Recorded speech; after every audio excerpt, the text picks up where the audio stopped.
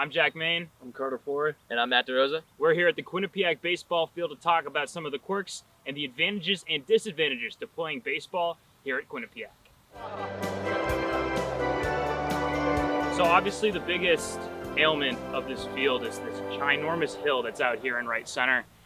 Talk about like how your outfielders have kind of struggled to be able to get routine plays or some doubles that have turned to triples. Yeah, so I think the worst part about this hill as an outfielder is if you get a ball and you're in right field and I'm faced here, like towards the batter, and I go to cut out and I'm not even looking and the hill just kind of gets on me, like it's an auto trip. And for guys, hitters, I know I love it.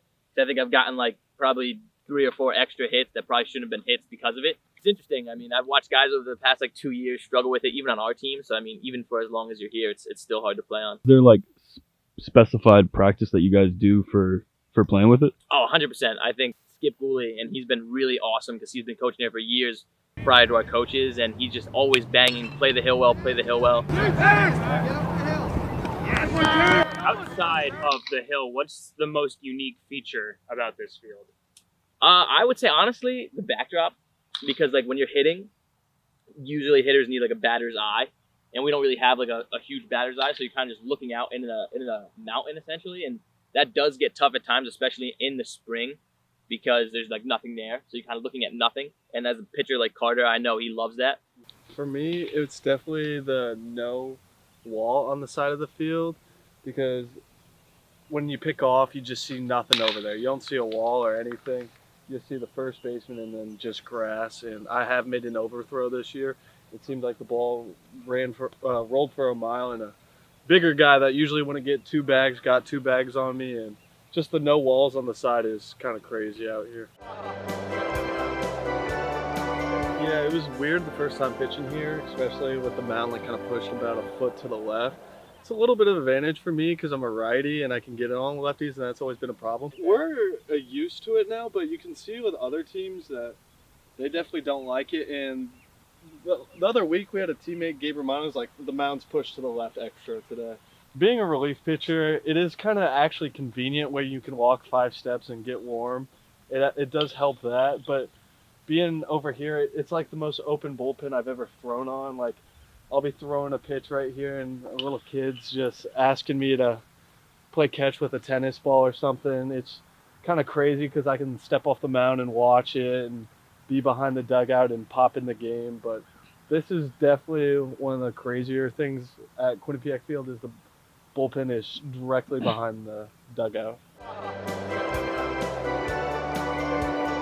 Yeah, so when it rains, actually, like the back of shortstop, center field, like we can't even probably walk on it now because it doesn't drain well at all.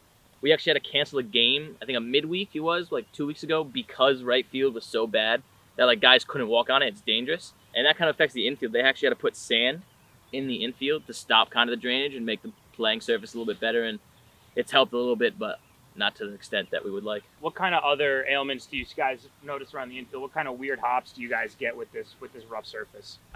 This is all right. The grass is okay. They put the sand down to level it, but when it's dry, the infield becomes almost like the Sahara Desert. You ever been backpedaling out here and then you're just like lose your footing because like you're just going downhill over here all of a sudden? Yeah, all the time. Like Kyle Maves and I, anytime we're out here, and we both try to field fly balls. It's kind of tough going back this way. I was at short this past season and I literally ran back, stumbled, had to like catch my footing and then try to catch the ball. It was ridiculous. What kind of things do the grounds crew guys do here to try to make this a more playable field? They'll sweep the field before pregame practices, and then before a game, right before the game, after pregame, they'll sweep it again, but we have to water it. So we'll have like a big group of guys come out. It's actually like a pretty fun thing to me. Some guys don't like it. I like it. What are those strategic advantages that you guys work on specifically when it comes to playing on this field? I think we really know that people aren't comfortable picking off here, and when we take extra bags, I bet we steal more at home than other places. And besides the hill, which is the greatest advantage, we just also know that the backstop is massive and it's kind of like sunken back there. So if there's a pass ball, there's a chance to maybe take an extra bag, or especially at third, if it's past you, you take that bag. In other places, they're close, but it's very far. So the Omaha project is the alumni fund to try to raise a lot of money to be able to build state-of-the-art baseball and softball facilities. What kind of things will come with that in terms of being able to build Quinnipiac baseball's future? I think one thing is just a better experience for the fan. Like, it's tough to like get people to come to the bleachers and watch through a chain link fence. It's just not the best visual you have as a fan out here. And I think if they got a better quality of field and like seating, that we'd get more fans and just a better overall experience. The other thing that you guys are really missing is an online audience, and it's really tough to be able to have broadcast a game where you have one camera angle and it's cutting in and out, you know, every 2 or 3 seconds, and sometimes they can't even get it up. So what kind of advantages outside of being physically at the ballpark would a new stadium bring? Yeah, especially me from being from Indiana, my parents can't come to many games.